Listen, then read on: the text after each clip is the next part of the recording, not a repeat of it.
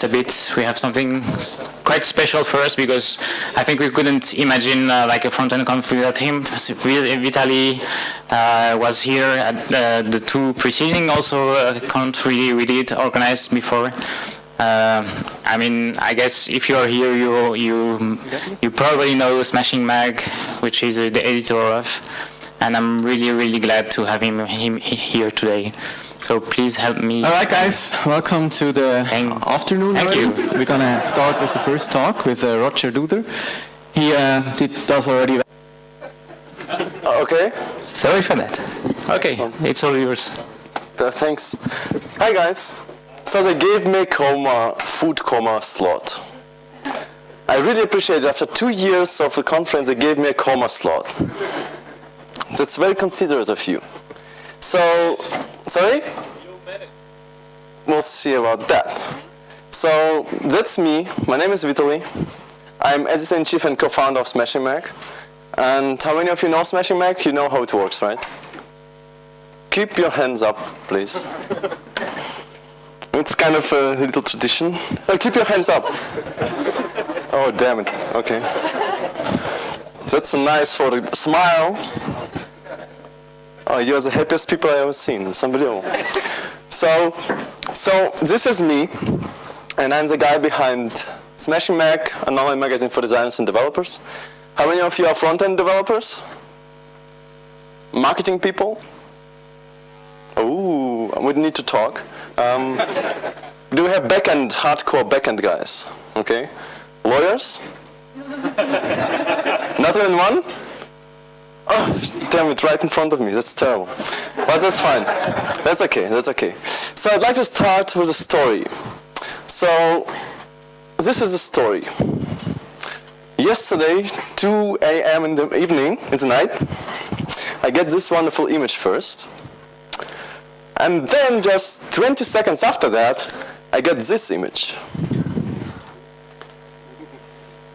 Yeah, so I was able to recover most of the talk, just not all of it. So if some things are really bad or nasty or wrong, or lawyers in here, so if I don't have image credits and stuff, this is to blame, okay? So that's not my fault. But I'll do my best, okay? We'll do the best out of it. But, okay. So here's how, oh, it's just a screenshot, I'm sorry. I thought it's that again. Yeah, but that's fine, okay. So I don't want to talk about it today. I want to talk about something different. So I changed the talk's title a bit. It was Responsive Design, Clever Tips and Tricks. But I think that responsive design is much more than that. So in this talk, it is about responsive design, and also new techniques that kind of emerge out there in the wilderness of the web. But it's also about UX. And in this talk, I try to kind of combine both to provide you with some practical, interesting insights of what you can do in your project to kind of combine this wonderful responsiveness with the UX part. And most importantly, I don't want to talk about theory. Really, honestly, I don't care about flat design. I don't care about skeuomorphism, whatever you call it. It just doesn't interest me, right? I'm interested in what people out there are doing in real life, right? What are real life projects like? Because mostly it's suboptimal situations, and we just have to find pragmatic solutions for that. Okay, so let's talk about what's going on out there.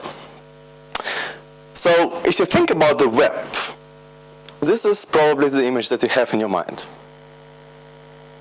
Is this how the web looks like for you? Well, it's food coma, but you have to be active, I'm sorry. Yes? I don't talk to you anymore. So, for many of us, this is how the web looks like. Or maybe just a bit more like that. Like all wonderful shiny boxes kind of laid out on the page, right? And what we do essentially, we just move boxes around just to make sure it works at some point, right? But maybe the web is a bit different than that. And if you think about responsive design, well, this is the image we have, right? This is responsive web design. So I stumbled upon this wonderful quote by Tim Brown, who said that designing for the web is like visualizing a tesseract. We build experiences by manipulating their shadows. I don't talk to you. That's fine. Okay. Do whatever you feel like. I don't care. So perhaps instead of thinking about this image that we had before, maybe we should, see the web like this. We're at university, right? It's kind of fitting. You do appreciate the effort, I hope. So maybe we should be thinking about it like this. As Marco will show in his presentation, we have lots of access. It's not just screen resolution, right? We have to take care of all the browsers, we have to take care about performance. There are so many different details that have to be taken into consideration. Typography and all kind of thing. And it's very complex, right? It's multidimensional. It's not just browser, it's design decisions that we have to make, right? So it's really, really complex. And for me, responsive design is really just an appropriate tool for this multidimensional design, right? This complexity. Kind of gives us a framework that we can use to create meaningful experiences on the web. But it's not just a technique, and it's also not the technology. For me, it's really a new mindset that requires us to rethink and extend our practices. And it means everything, from A to Z, everything, every single detail we do, and how we work, and the workflow, and the tools that we're using, it all has to change. So in this talk, I'd like to talk about, it depends how far we're going to go, 6, 7, maybe 12 different things that I think are kind of emerging right now, that might be really interesting.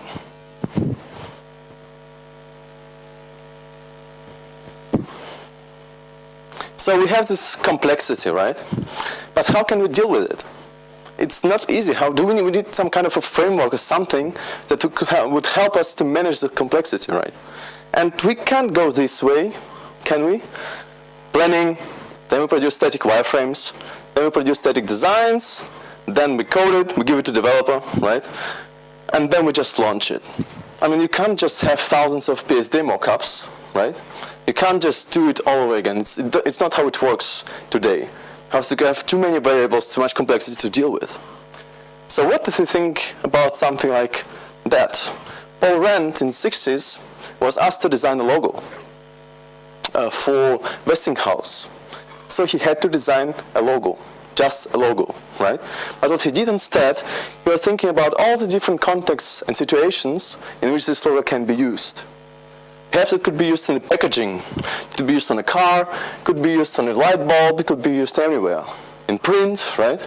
So what he tried to do is to come up with this kind of a system, right? Inherent system that would allow him to use this logo that he designed in different contexts, in different media. So this is what the guys behind Microsoft did for their recent redesign. So if you look at the page, it's just a website, right?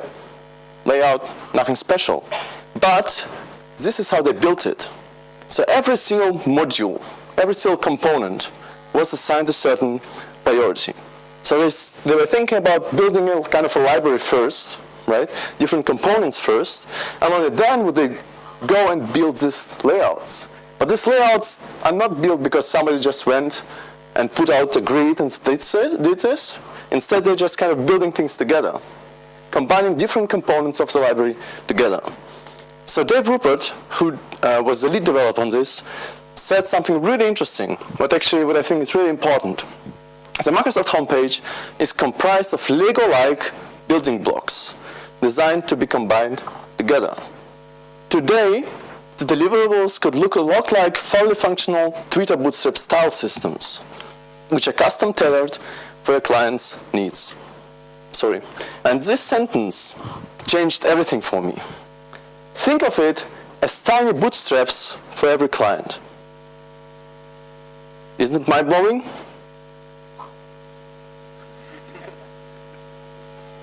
I don't like you. So it's really interesting because, okay, Twitter Bootstrap, right? But it doesn't mean that we should be using Twitter Bootstrap all the time. But instead of delivering to our clients something like PSD mockups, maybe we should be delivering something like that. Something like this kind of library. And it's lots of stuff to do, because you have too many things to think about. All the components, like flexible grid, navigation, typography, tab navigation, responsive tables, accordions, media lists, drop-downs, pagination, blah, blah, blah. Strategy, right? We have to think about responsive images, responsive typography, We need to think about accessibility, performance budget, interaction, animations, responsive advertising, right? Lots and lots of stuff. But that's not it, because we also have to think about layouts. Homepage layout, subpage layout, article index layout, and. It's lots of work. So this is why clients think this is true. Right? But is it? Maybe. Responsive design is a lot of work. I think we can all agree with that. But it doesn't mean that this is true. And because clients think that this is true, this is the result we get.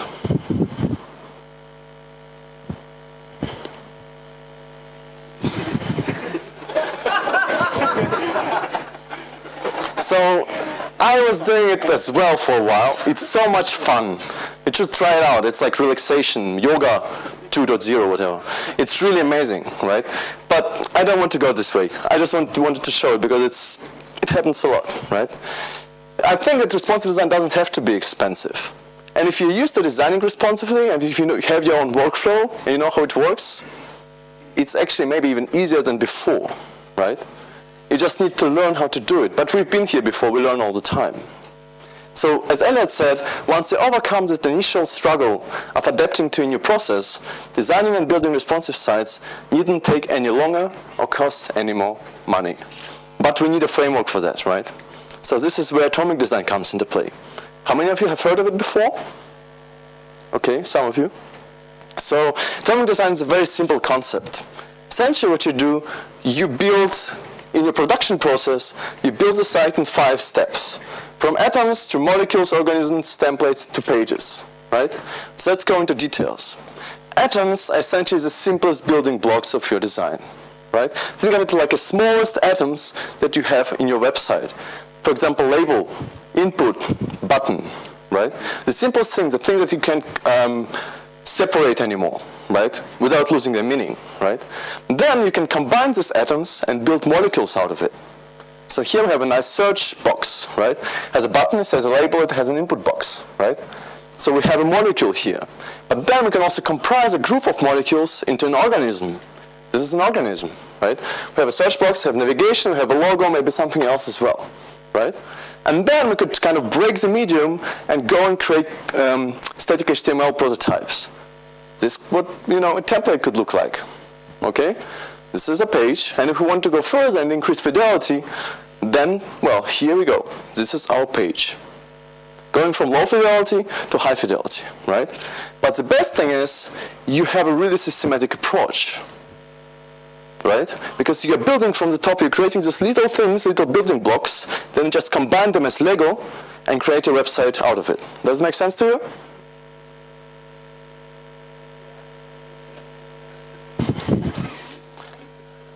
So Brett Frost said that atomic design gives us the ability to traverse from abstract to concrete, and we can create systems that promote consistency and scalability.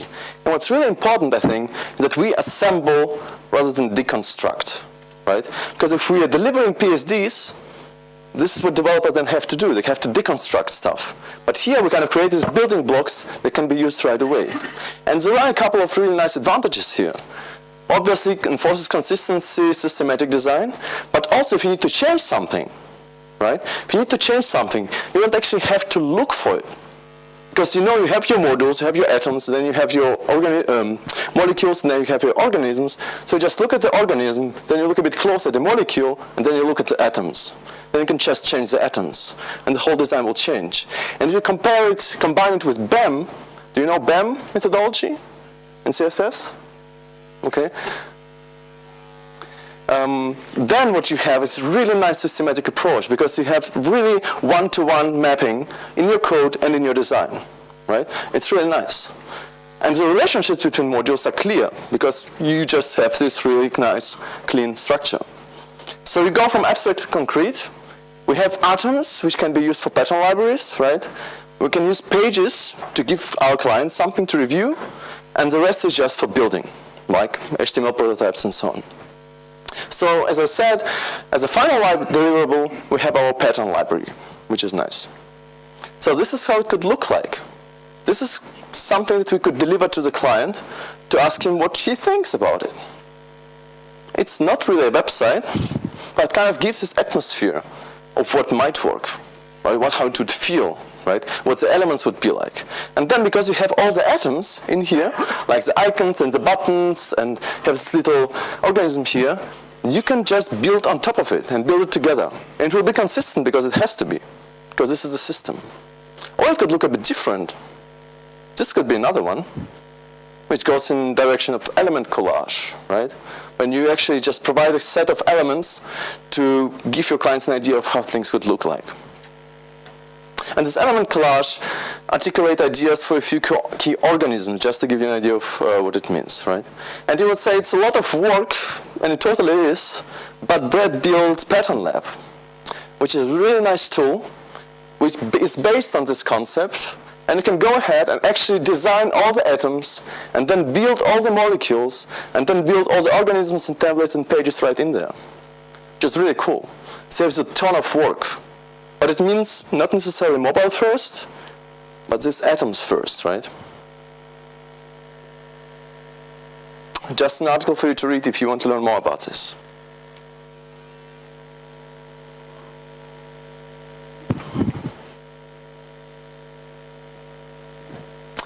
So, okay, we're kind of getting there where in the situation where we know how to build stuff, right?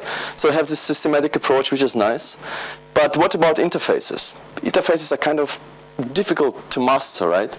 And we also think about interfaces like existing creatures. They evolve over time, but they're kind of monumental changes that are being rolled out to all users all the time, right?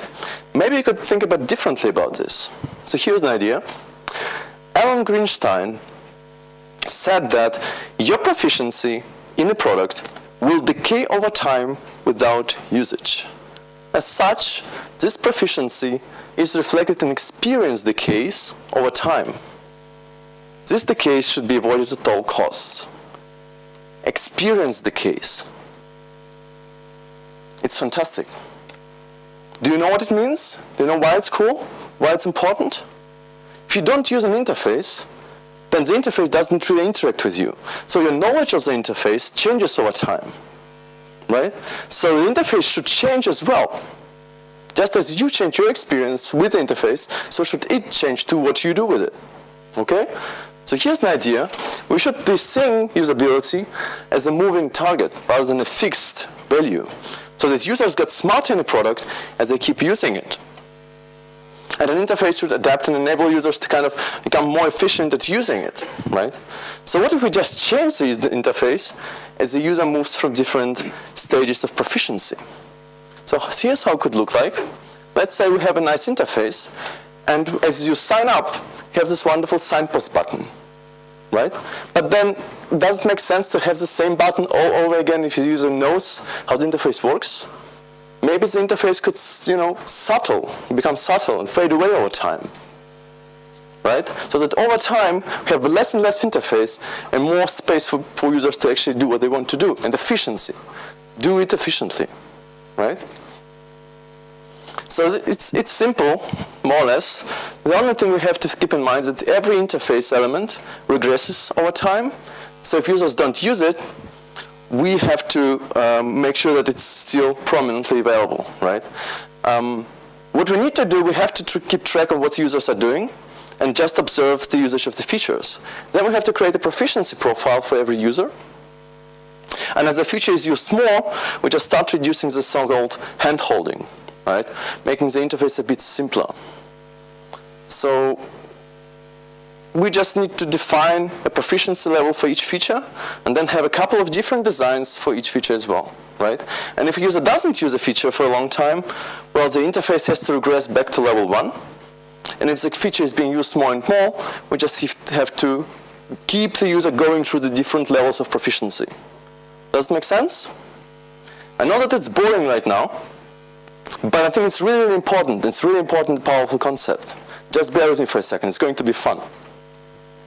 So here's an article for you to read, and here's an implementation for you to consider as well. Okay? So we're getting to technical stuff right now, which is something I really like most. Okay? So, cute.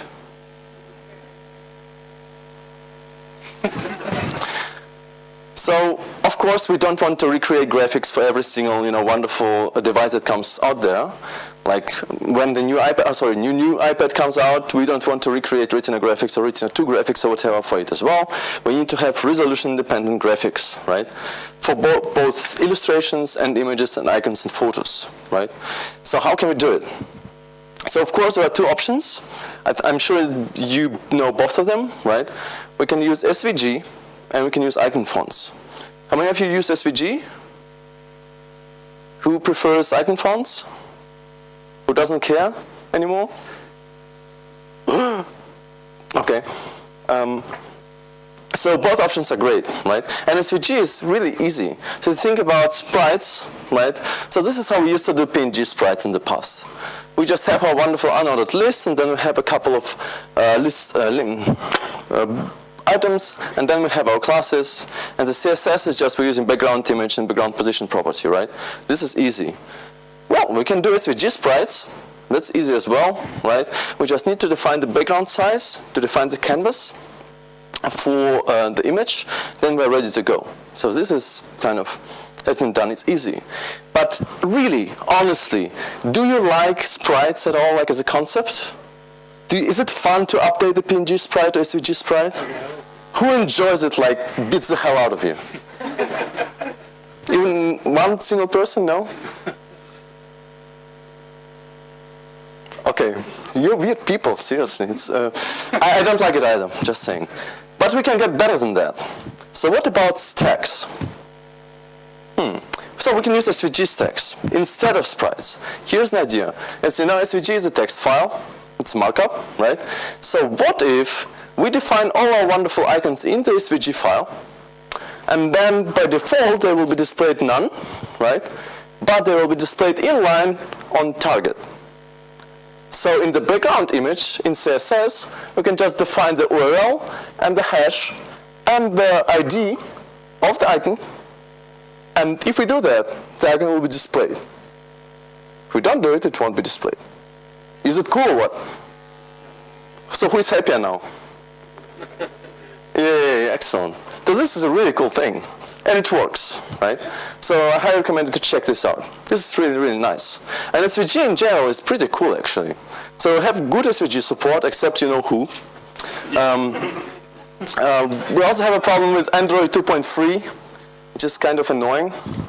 But there is one little trick. All browsers that support SVG background images also support multiple background images.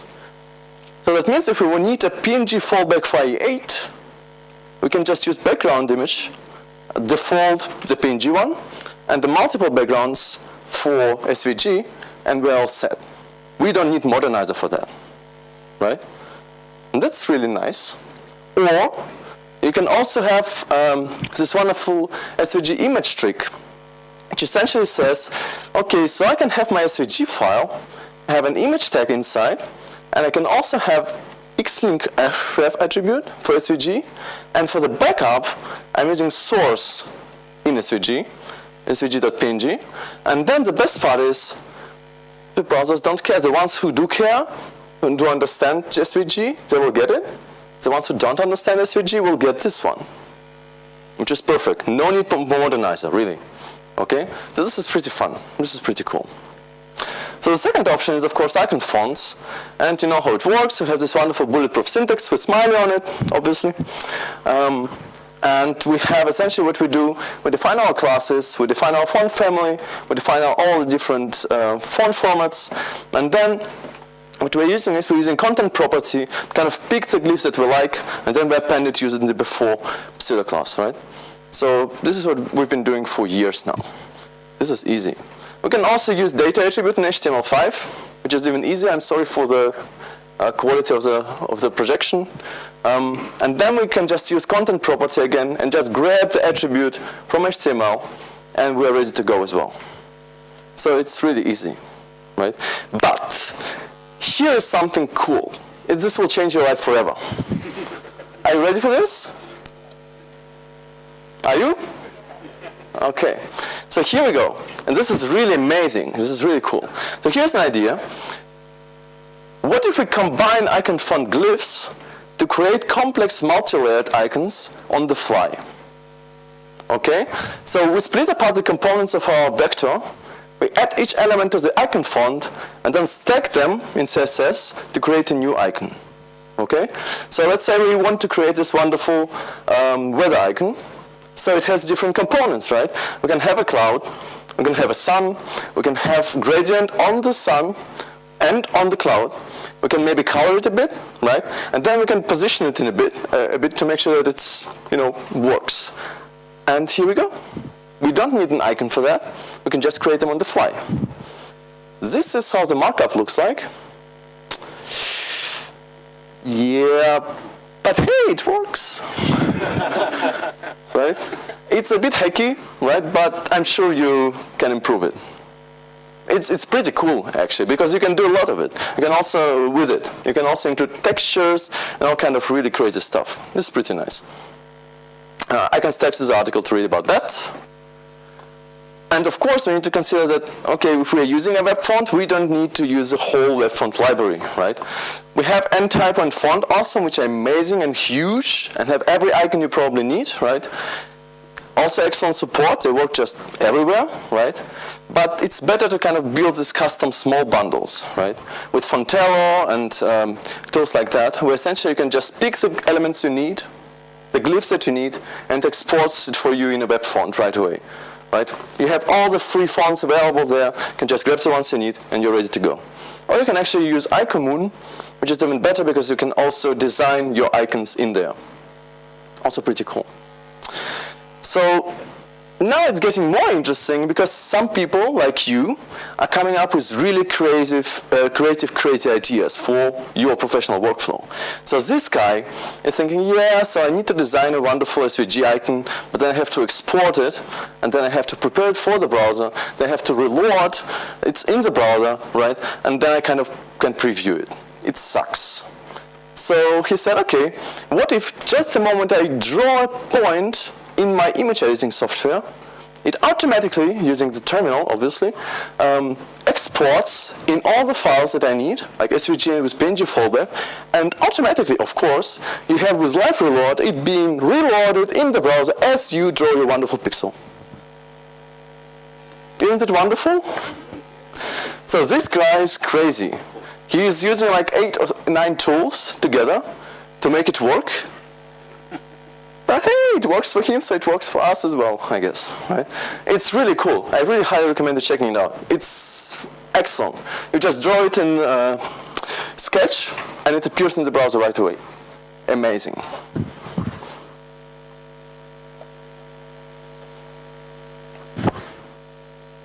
So how many of you have heard of compressive images? Okay, so the rest of you, this is going to change your life forever again. Are you ready for this? No, seriously, this is big, okay? So, compressive images. Here's a big bold statement. To display photos properly on high pixel density displays, we don't really need high resolution images. Do you believe me? Oh, tough crowd, I see. Okay, no worries, I have it all prepared, I have it all covered. So here's an idea. If a JPEG image has relatively small dimensions, we can use a workaround to make it work.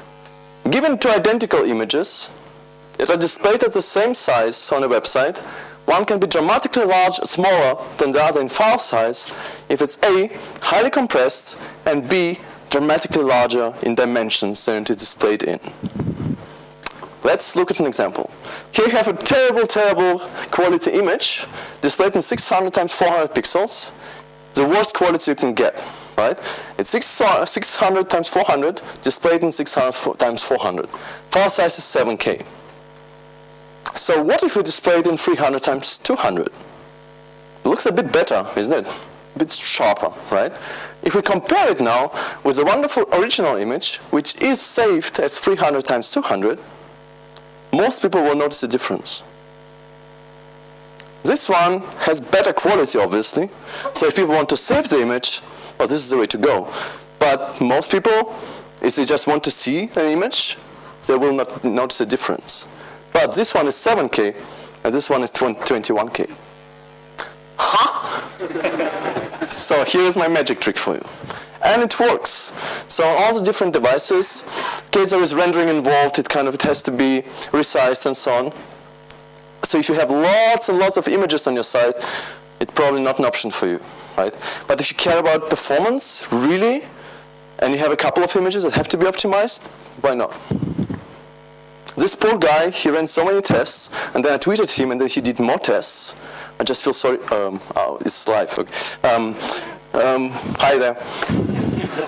Right? So please check it out. But usually, do we really need to care about this stuff? I mean, do you really care if you have this wonderful image or this wonderful image on your news website? Maybe you don't need this image at all. Do you need this image for this wonderful article? One is 8K, one is 46K. 8K. 8K is too much for me here. Seriously, right? Maybe sometimes we're just over-optimizing stuff. Of course, we know that we need to take care of images. So if we have a JPEG, we need to make sure that it's progressive JPEG.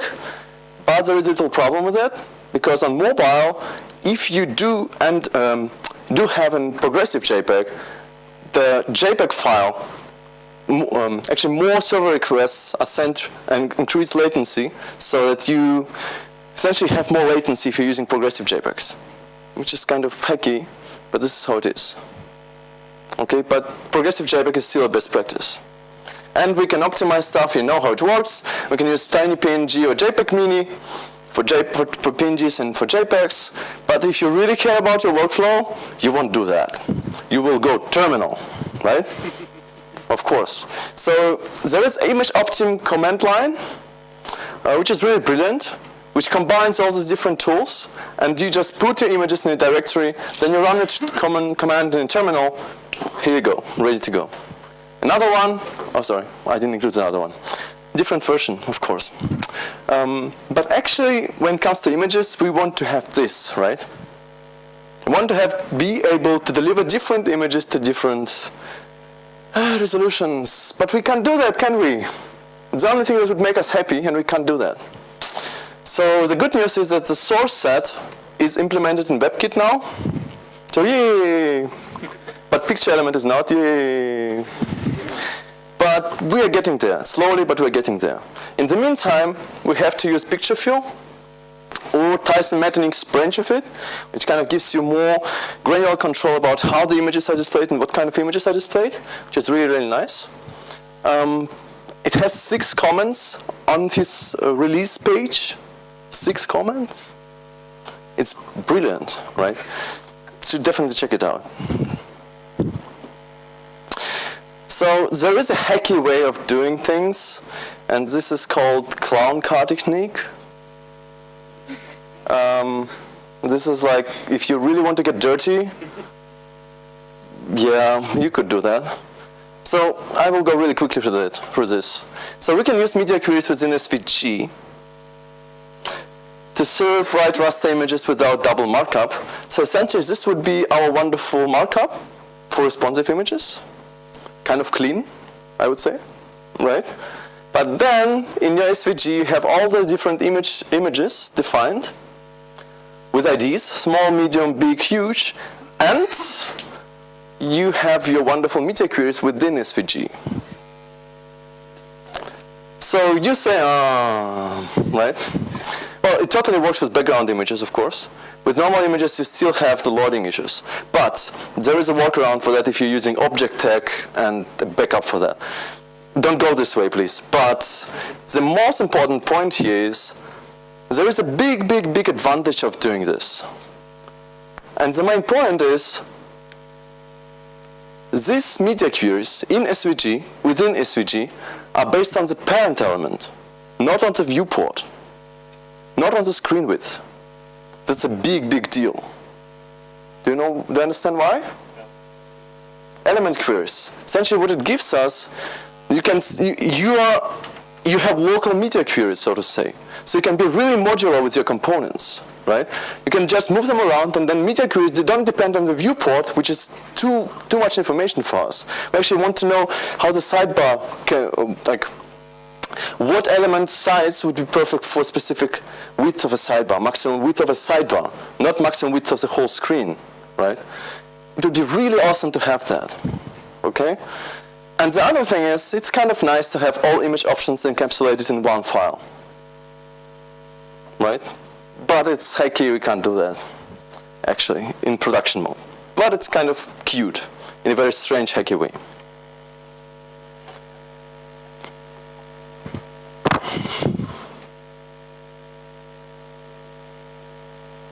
So of course we care about performance.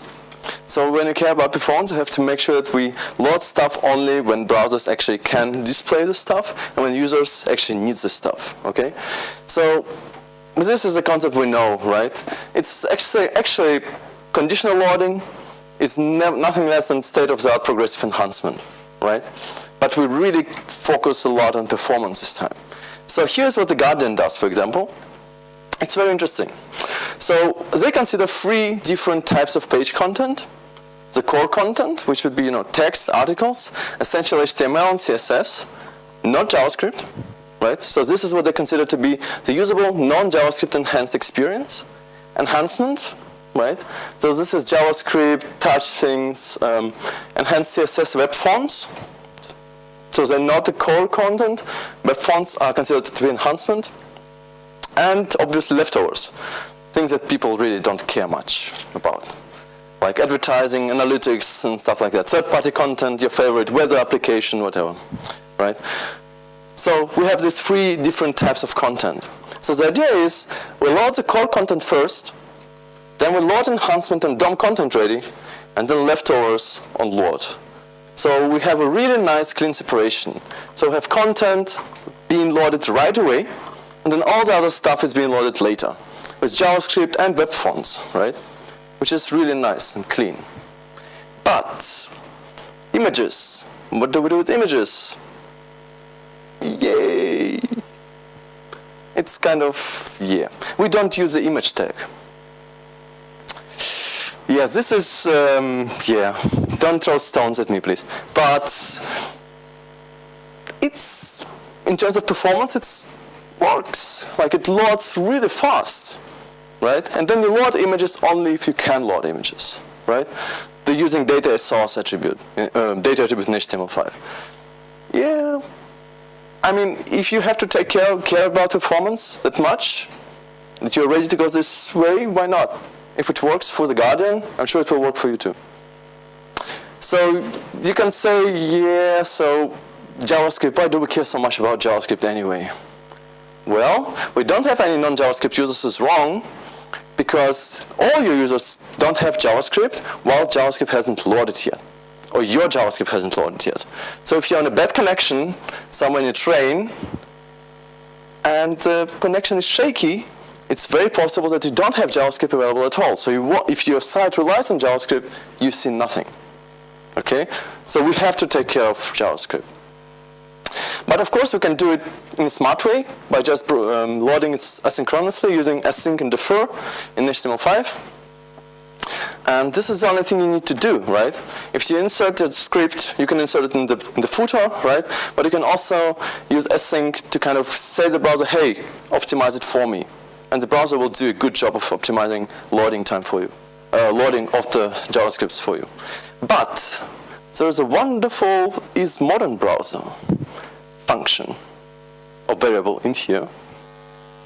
What does it mean? So this is how The Guardian does it, right? If they know that the browser is modern, then they would load enhanced JavaScript. Okay? So this is what they do. Sorry. Right. So of course, we can use device detection, user agent strings, but we don't do that. We should never do that, right? Instead, we can use wonderful, beautiful client-side feature detection to just split browsers into 2 groups, HTML4 browsers and HTML5 browsers, using these 3 lines of code. We check if query selector is in document, we check if local storage is in window, we check if @event listener is in window as well. And if it is, then we have detected an HTML5 browser. So using these 3 lines of code, they were able to split all the browsers, including legacy browsers and mobile browsers, into 2 wonderful groups. We have HTML5 browsers, the good ones, right, and not so good ones. Okay? With these 3 lines of code, this is a wonderful replacement for Modernizer right here, in most cases, right? With 3 lines of JavaScript. Amazing. Okay? So you can do what Fileman Group does, but I don't know. It's like you're loading stuff to preload stuff for when you load stuff. Maybe, I don't know. But Fileman Group do a wonderful, wonderful job on loading work, on optimizing loading time, and also have lots of wonderful libraries for that. So please definitely check it out. For example, Ajax include pattern is wonderful. Essentially, by default, you have this image here. Our initial state is you just display some data about the weather, right? But then if you know that you have more space available, well, this is what we can load with JavaScript using the Ajax pattern. Clean and nice. I don't want to go through all of this because I don't have time, probably. Oh, right. Okay. So here's just 2 ideas for you. So this is what Gmail does. The idea is to let browsers download all of the JavaScript right away, but not evaluate it right away. So when you go to Gmail, first of all, you download JavaScript, but it's not executed. So much of the JavaScript is commented out, and when needed, uncommented and evaluated. Yeah, you don't do that, right? This is kind of, yeah, but in Gmail's case, they were able to reduce page load from 2,600 milliseconds to 240 milliseconds. Sorry guys, but if it works for Gmail, I have to say, we have to be pragmatic sometimes. But evil is not that evil. We can continue this conversation later. Okay, another idea is, you know, 2 likes Facebook button, the performance of the wonderful Facebook button, or Twitter button, or any other buttons for that matter. Buttons, right? So what if we load the social widgets only when users explicitly choose to take that action to share content? For example, we could load small icons by default, right? And then we can load Facebook, Twitter, and Google+, and all the other widgets on click. And this would really help us cut on bandwidth, right? And latency. Because, you know, Facebook alone is 120K and 4 HTTP requests. This is what keeps me awake at night. 120K and 4 HTTP requests. This is like a nightmare, right? And it's all over the place. All over the wonderful web that we have. It's terrible. So here's an idea. You just deactivate everything by default, and then if people click on it, well, you can load the buttons on demand, right? And Heise has come up with a jQuery plugin for it. I don't know why we need jQuery for that, honestly. We also have social count by Fileman Group, which performs a bit better. Okay, so now comes this really cool part. I have to tell this because I was working at it at 3 a.m. in the morning tonight.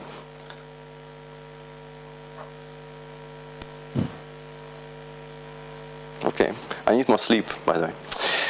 Okay, so when we think about performance, we kind of think about these weird tech guys with black shirts like nerds. We don't want to talk to them, right? It's like dark people, Linux guys. They're sitting all over the corner, they are doing their stuff. And performance is kind of afterthought anyway. It's like we do our design work and they do whatever they have to do, right? But it's not like that in real life, right? Performance is not really about technology. It's also about how users perceive performance, right?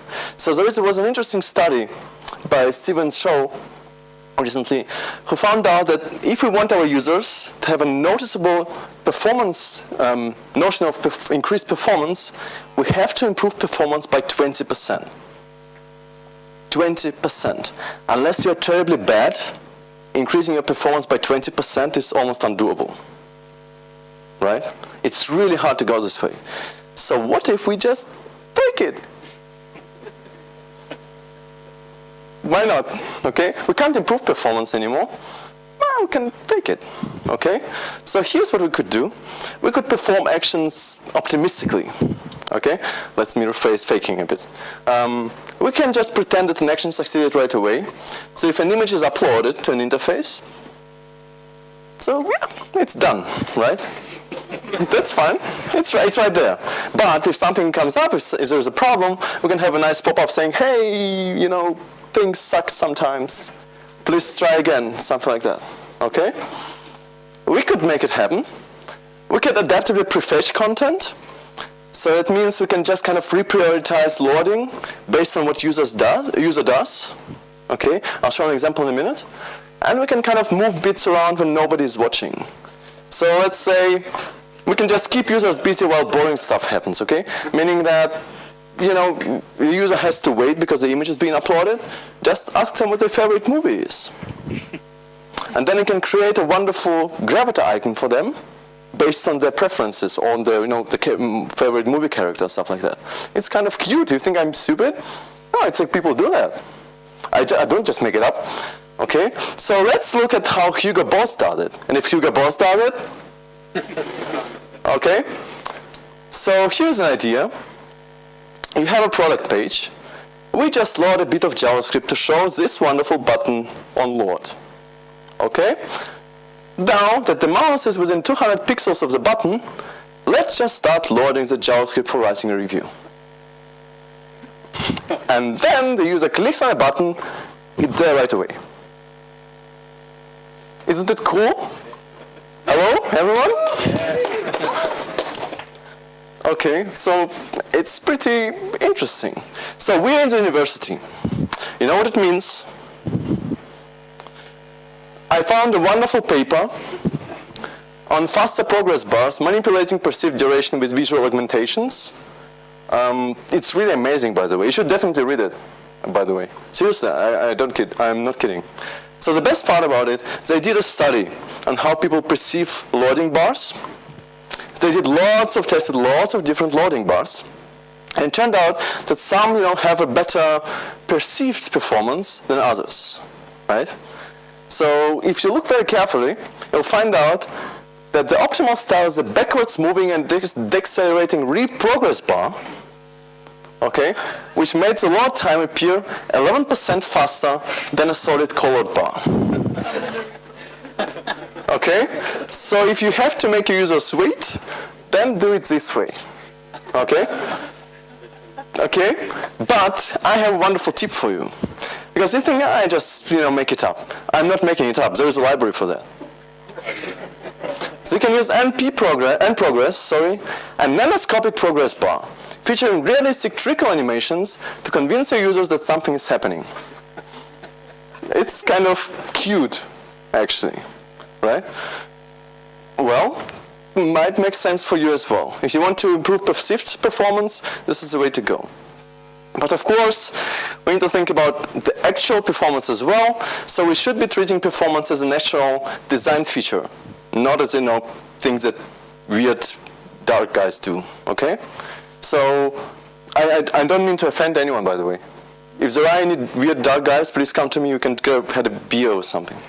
I don't, you know. Okay, it happens to me all the time.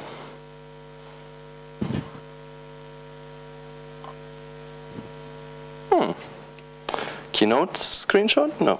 Okay.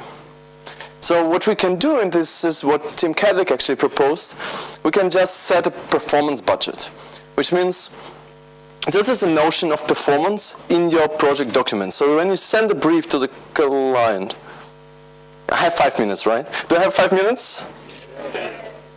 So you see, yeah, there's nothing I can do, sorry. So what if we include performance in project documents? We just set a budget on our site, and we don't allow the site to exceed it. But it's right in the beginning. So when we talk with the client, we ask the client, so okay, what is your expectation on the edge connection? How fast do you want your site to load? Within 55 seconds? 20 seconds? 5 seconds? What's the budget, right? So that means when the client says, okay, it has to load until under 5 seconds on edge, this is your budget. right? And then if some designer comes up and says, why don't we add a wonderful slideshow or carousel or, you know, high retina display images, you can say, nothing can do. Sorry, 5 seconds, okay? So I can essentially just set a budget, and it actually helps make every design decision go through performance stage, which is really, really helpful. Okay, article for that.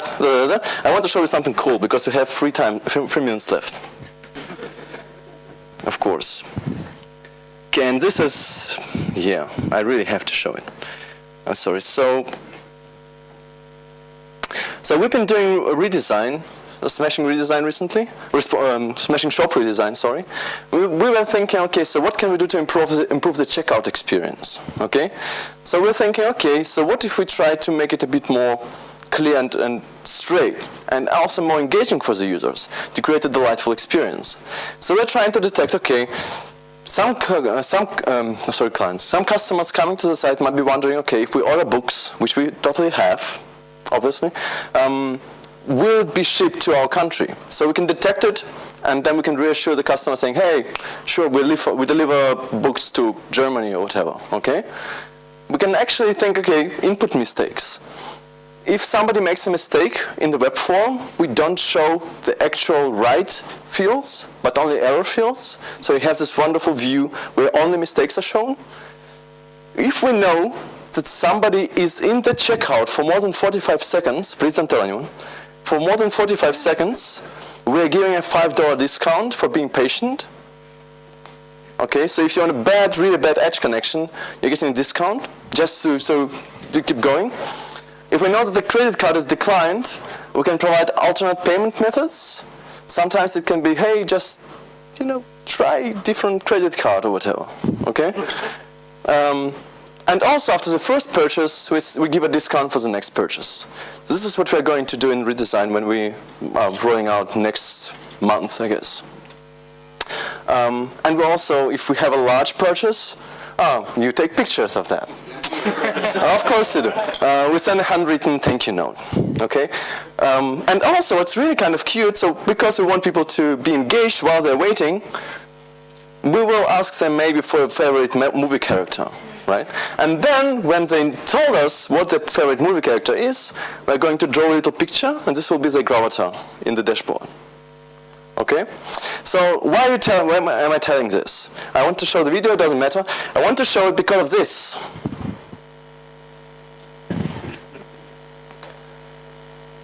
Just 1 minute, I promise. I really hate Ryanair. And everybody who is watching me, I totally hate Ryanair. Okay? But I applaud them for their consistency because I respect the fact that they're consistently evil. Okay? So whenever they're doing something, they're consistently evil. So here's an example for that.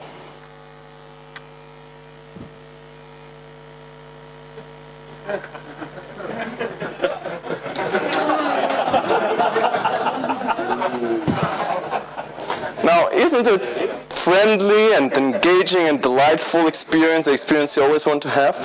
Probably not. So I made it to my personal achievement, lifetime achievement. If I manage to bring them down somehow, this is going to be my personal life achievement. So I was thinking, okay, so how can we do this? Seriously, I'm not joking. Seriously, how can we do this? Because Ryanair, when I think about Ryanair, I think about this. Okay? So, but, you know, we are using it because value they provide is kind of more than pain. Right? So we're saving money, but can we beat that?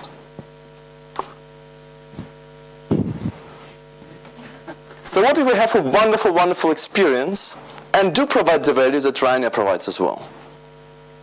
Here's an example for that. Essentially what we need to, oh, sorry, you don't see it. We have 4 axes, unfriendly, friendly, submissive, and dominant. You know where we want to be? You know where Ryanair is. Okay? So, I found a good friend. Hipmunk is like the best friend I never had. Seriously. It's amazing. They provide the best customer they're just amazing. If I could, I would just send them money right there, but they don't take my money. Too bad. But, so I want to book a flight.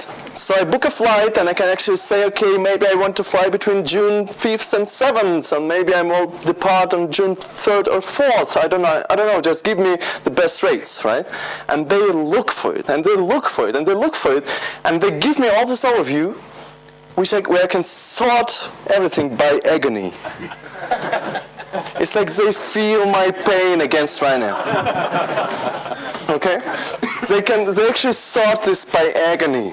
How cool is that? So they know, okay, based on my previous bookings, so do I like to be spending 2 hours in the airport or not? Do I want a quick flight or do I want a good flight? And this kind of thing. This is amazing. And then also, if I want to book a hotel, there are different levels. There is an ecstasy level, there is a price, quality, distance level. Maybe I just want to walk, right? Walk score, it's amazing. It's like really the best friend I've ever had, seriously. And just a couple of days before, I received this email from them. Now is the best time to book Thanksgiving travel. Hipman did some research and found that booking your Thanksgiving flight before Labor Day could save you a boatload of money. Check out these prices. Is that cool? It's like, yeah, seriously, it's wonderful. So I don't have time, but I want to show this. Sorry, Vitaly. And this is done. This is the last slide I have. Thank you for your attention. Thank you.